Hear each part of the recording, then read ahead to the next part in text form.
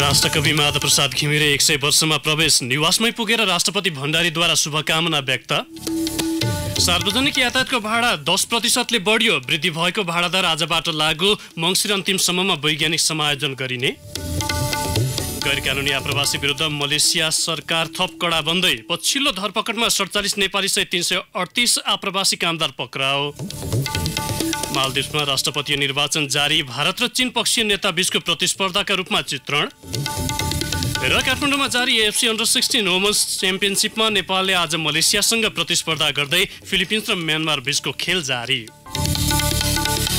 नमस्कार, कान्तिपुर डायरीबाट सहकर्मी रमेश र म प्रकाश। समाचार अब विस्तारमा। राष्ट्रकवि माधवप्रसाद घिमिरे 100 वर्षको हुनुभएको छ। विक्रम सम्वत 1976 असोज 7 गते लमजुङको पुस्तुनमा जन्मिएका राष्ट्रकवि घिमिरेको 100औं जन्मोत्सवको अवसरमा परिवारले साँझ विशेष कार्यक्रम आयोजना गरेको छ।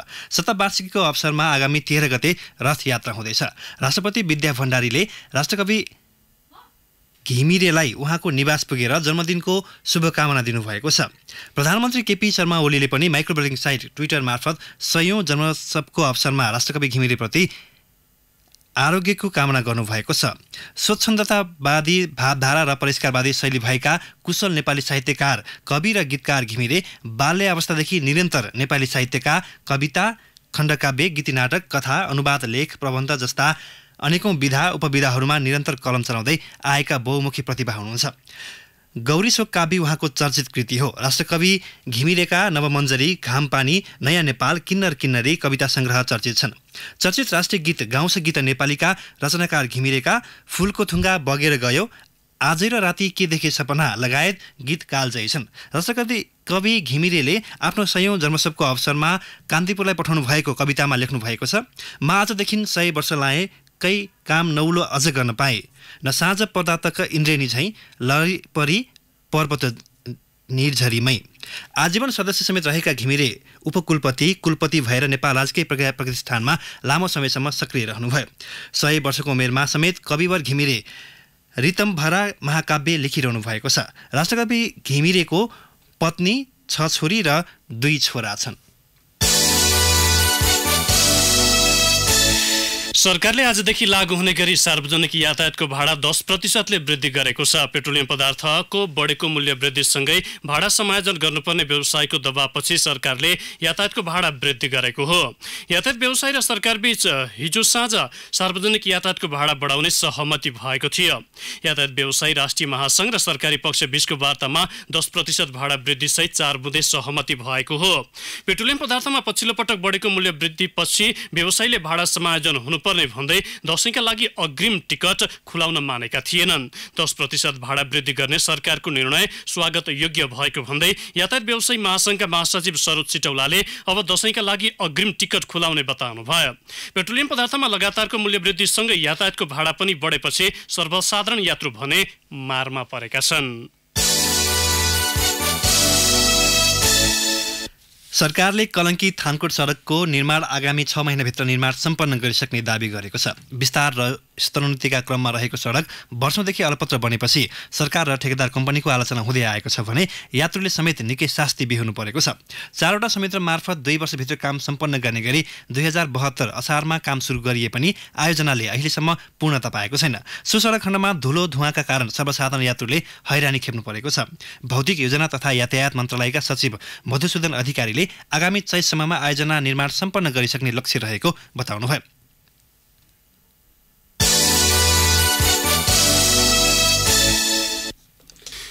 मलेसियाले गैरकानुनी आप्रवासी कामदार विरुद्ध थप कडा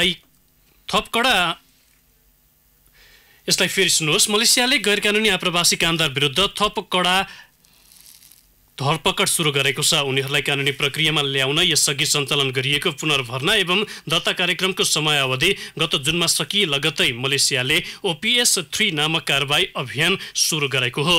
पछिल्ला समय ससानादेखि ठूला कम्पनीमा कार्यरत हजारौं कामदार धरपकडको निशानामा परेका छन्। भिजामा उल्लेख भए अनुसारको कम्पनी र ठेगाना अनुसार काम नगरी बेग्लै कम्पनी वा बेग्लै स्थानमा काम गर्ने कामदार पछिल्लो समय धरपकडको निशानामा परेका छन्। कोलालम्पुरको साइबर जया स्थित एक कम्पनीबाट 47 नेपाली सहित 338 जना आप्रवासी कामदार पक्राउ परेको मलेसियाको अध्यागमन कार्यालयले जनाएको छ। पक्राउ परेकालाई एउटा कम्पनीको कामका लागि भिजा लगाएर अन्तै काम गरेको अभियोग लगाइएको छ। संयुक्त राष्ट्रसङ्घको महासभामा सहभागी हुन प्रधानमन्त्री केपी ओली अमेरिका जानुभएको छ। न्युयोर्क स्थित राष्ट्रसङ्घीय मुख्यालयमा आगामी मङ्गलबार सुरु हुने सभामा सहभागी हुन नेपाली प्रतिनिधिमण्डलको नेतृत्व गर्दै प्रधानमन्त्री ओली गए राति त्यसतर्फ जानुभएको हो। सबैका लागि सान्दर्भिक राष्ट्रसङ्घको निर्माण, शान्तिपूर्ण, समतामूलक र दिगो समाजका लागि विश्वव्यापी नेतृत्व तथा साझा उत्तरदायित्व भन्ने नाराका साथ सुरु हुन लागेको सभालाई प्रधानमन्त्री ओलीले आगामी बिहीबार सम्बोधन गर्ने कार्यक्रम छ। अमेरिका भ्रमणका क्रममा प्रधानमन्त्री ओलीले आगामी सोमबार दक्षिण अफ्रिकाका राष्ट्रपति तथा नोबेल शान्ति पुरस्कार विजेता नेल्सन मण्डेलाको 100औं जन्म जयन्तीको अवसरमा आयोजित विश्व शान्ति सम्मेलनलाई सम्बोधन गर्ने कार्यक्रम छ। यस्तै प्रधानमन्त्री ओलीले राष्ट्रसङ्घका महासचिव एन्टोनियो गुटेरेजसँग द्विपक्षीय वार्ता गर्ने तय भएको प्रधानमन्त्रीको सचिवालयले जनाएको छ। ओलीले अमेरिकी राष्ट्रपति डोनाल्ड ट्रम्प र महासचिव गुटेरेजले आयोजना गरेको छुट्टा-छुट्टै भोजमा सहभागी हुनुहुनेछ। अमेरिका भ्रमणका क्रममा प्रधानमन्त्री ओलीले विभिन्न मुलुकका सरकार प्रमुखसँग छुट्टा-छुट्टै भेटवार्ता गर्नुहुने बताइएको छ। राष्ट्रसङ्घीय महासभामा सहभागी भएपछि प्रधानमन्त्री ओली सहितको टोली कोस्टारिका भ्रमणमा जानेछ। यसैबीच नेपालले राष्ट्रसङ्घीय महासभामा आगामी बिहीबार सार्क राष्ट्रका विदेश मन्त्री स्तरीय बैठकको आयोजना गरेको छ। परराष्ट्र मन्त्री प्रदीप गेवाली सहभागी हुने बैठकमा सार्क राष्ट्रका विदेश मन्त्री सहभागी हुने परराष्ट्र मन्त्रालयले जनाएको छ। संघीय संसदका दुवै संयुक्त समितिले आज नेतृत्व पाउँदैछन्। संसदीय सुनवाई समिति र राज्य निर्देशक सिद्धान्त, नीति र दायित्वको कार्यान्वयन, अनुगमन तथा मूल्याङ्कन समितिको सभापति आज निर्विरोध चयन हुन लागेको हो। समितिको बैठक दिउँसो 1 बजेका लागि बोलाइएको छ। मनोनयन दर्ता गराउने समय हिजो साँझ 5 बजेसम्म सुनवाई समितिको सभापतिका लागि राजपाका लक्ष्मणलाल कर्ण र अनुगमन तथा मूल्याङ्कन समितिको सभापतिका लागि नेकपाकी निरादेवी जयरुको मात्र उम्मेदवारी परेको हो।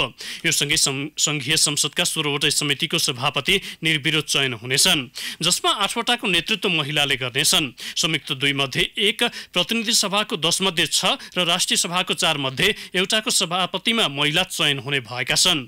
यस्तै शिक्षा तथा स्वास्थ्य समिति र अन्तर्राष्ट्रिय सम्बन्ध समितिको बैठक बसिरहेको छ भने राज्य व्यवस्था तथा सुशासन समितिको बैठक दिउँसो 1 बजे बस्ने संघीय संसद सचिवालयले जनाएको छ। यसैबीच राष्ट्रिय सभाको बैठक अहिले बसिरहेको छ।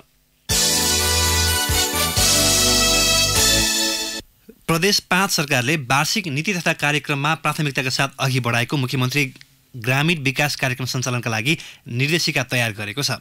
प्रदेश सरकारले प्रदेशका अति पिछडिएका र मानव सूचकाङ्कमा पछाडि परेका 12 जिल्लाका 34 गाउँपालिकामा यो कार्यक्रम सञ्चालन गर्नेछ। कार्यक्रमका लागि चालु आर्थिक वर्षको बजेटमा 17 करोड रुपैयाँ बजेट विनियोजन भएको छ। सरकारका प्रवक्ता एवं भौतिक योजना तथा विकास मन्त्री बैजनाथ चौधरीका अनुसार सरकारले समन्वयिक र समावेशी विकासका लागि यस्तो योजना ल्याइएको हो। कार्यक्रम सञ्चालनका लागि प्रदेश सरकारले 2 तहको संरचना तय गरेको छ। त्यसमा केन्द्रीय निर्देशक समिति अन्तर्गत मुख्यमन्त्री तथा मन्त्री परिषदको कार्यालयका सचिव संयोजक रहने गरी आर्थिक मामिला तथा योजना कार्यालय, सामाजिक विकास कार्यालय, भूमि व्यवस्था तथा कृषि तथा सहकारी कार्यालय र मुख्यमन्त्री तथा मन्त्री परिषदको कार्यालयका उपसचिव सदस्य रहने व्यवस्था छ। कान्तिपुर डायरीमा अब ब्रेकको पालो। कान्तिपुर डायरीमा अब अन्तर्राष्ट्रिय प्रसङ्ग। मालदिप्समा राष्ट्रपति चयनका लागि मतदान भइरहेको छ। भारत र चीन पक्षीय 2 उम्मेदवार बीचको प्रतिस्पर्धाका रूपमा निर्वाचनलाई हेरिएको अन्तर्राष्ट्रिय सञ्चार माध्यमहरूले जनाएका छन्। राष्ट्रपति अब्दुल्लाह यमिनलाई चीन पक्षीय नेताका रूपमा हेरिएको छ भने मुख्य प्रतिस्पर्धी मोहम्मद सोलिहलाई भारत र पश्चिमा मुलुक नजिकका नेताका रूपमा चित्रण गरिएको छ। नियन्त्रणमा लिएर पूर्व राष्ट्रपतिमाथि भ्रष्टाचार मुद्दा चलाएको वर्तमान सरकारले गराउने निर्वाचनको निष्पक्षताप्रति भने अन्तर्राष्ट्रिय समुदायले चासो व्यक्त गरेका छन्। पूर्व राष्ट्रपति मोहम्मद नासिद विरुद्धको भ्रष्टाचार मुद्दा खारेज गर्ने सर्वोच्च अदालतका न्यायाधीशलाई नै पक्राउ गरी राष्ट्रपति यमिनले सङ्कटकाल लगाउनु भएको छ। युरोपियन युनियन र अमेरिकाले मालदिप्समा लोकतान्त्रिक अवस्थामा सुधार नआए प्रतिबन्ध लगाउने चेतावनी दिएका छन्। 1192 द्वीपले बनेको मालदिप्सको मुख्य आमदानी पर्यटन हो। 4 लाख जनसङ्ख्या रहेको मालदिप्सको भविष्य जलवायु परिवर्तनका कारण सङ्कटमा परेको छ।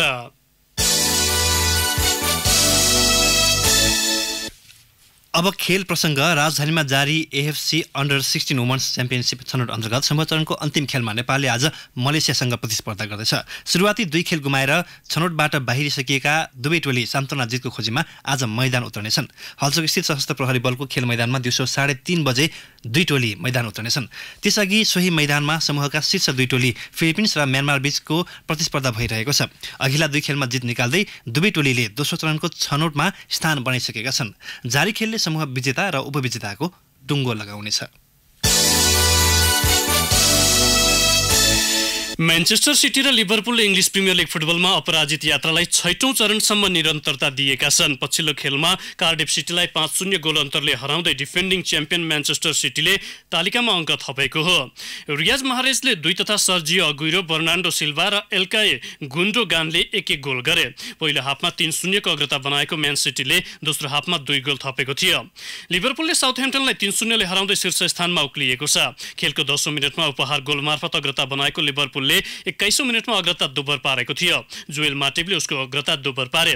पहिलो हाफको इन्जुरी समयमा मोहम्मद सालेहले गोल गर्दै टोलीको जित निश्चित गरेका थिए। गैरातीका अन्य खेलमा लेस्टर सिटीले हडर्सफिल्ड टाउनलाई 3-1 ले हराउँदा ब्राइटन एन्ड होभ अल्बियन टटनह्यामसँग 2-1 ले स्तब्ध भयो। बर्नलीले बर्नमाउथलाई 4-0 को फराकिलो अन्तरले पराजित गर्यो। म्यान्चेस्टर युनाइटेड भने नवप्रवेशी वुल्भरह्याम्पटनसँग 1-1 को बराबरीमा रोकिएको छ। जारी सिजन वुल्भरको यो तेस्रो बराबरी हो। वाटफोर्ड र फुलह्यामले 1-1 को बराबरी खेल्दै अङ्क बाँड्दा क्रिस्टल प्यालेस न्युकासल युनाइटेडसँग गोलरहित बराबरीमा रोकिएको छ। प्रिमियर लिग फुटबलमा आज 2 खेल हुँदैछन्। आज चेल्सीले वेस्ट ह्याम युनाइटेडसँग प्रतिस्पर्धा गर्दा आर्सेनल र एभर्टन पनि आजै आम्ने सामने हुनेछन्।